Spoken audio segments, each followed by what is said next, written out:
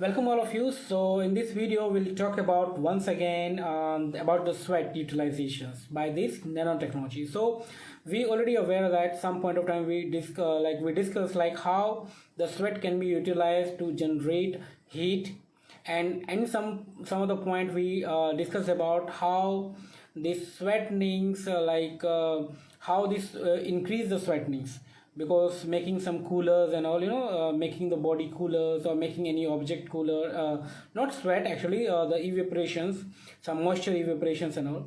So here also in this research they develop some kind of novel film, and when this novel film is attached over the skin, so it can increase the sweatenings. It increases the sweatenings, and it increases the sweatenings much faster.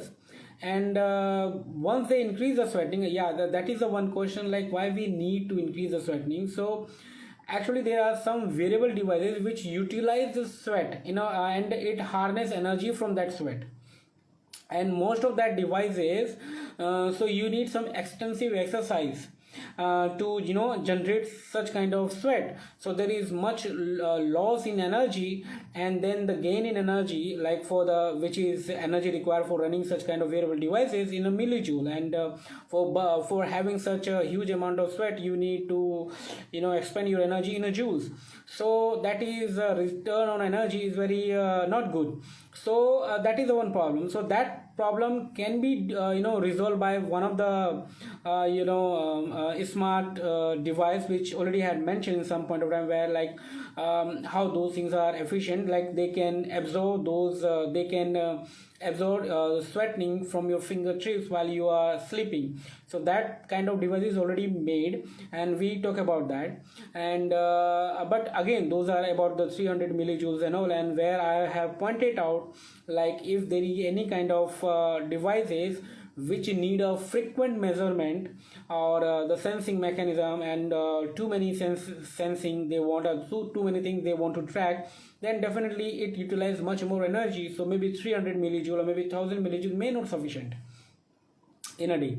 Suppose in half an hour, if you want to measure everything, SpO2 level, heart rate, electrocardiogram, everything, then it's not possible to run those kind of devices with such a less amount of energy. So that time we need a much more sweat. So these are the one thing where they can evaporate sweat. Now they can ignite the sweating much more faster, like 15 times or 10 times, like that faster. And not only that, they evaporate faster your sweatening, they ignite the sweating faster. Apart from that, whatever the sweat comes out, they hold, though these kind of smart wearable film having, they can absorb those kind of sweat for a longer time. They have some hygroscopic material inside, though how those hygroscopic material, if anyone doesn't know what is the hygroscopic materials, are those materials which can absorb the moistures. So this novel film is embedded with such kind of hygroscopic material, so they can hold any kind of moistures 50 times much more than any others. One of the example, if I say the carbon chloride, these are the hygroscopic material. Apart from the few salt of ammonium based salt, they also are the very hygroscopic. So these are the hygroscopic material. But this novel film having this hygroscopic nature of that is much more. So it can hold with its size, it can hold 15 times more moisture in compared to what is the size they have. So this is one of the beauty of this. But only thing is that I don't know like how many people they want to utilize such things, because sweatening is not good for us, like these kind of sweatenings. Like if you sweat due to the exercise and all, it is good, because biometabolic products or second those things are you secrete out, and so you purify your body. But otherwise if you secrete such a much more sweat, so dehydration is possible, and so many mineral loss, so other complication may arises.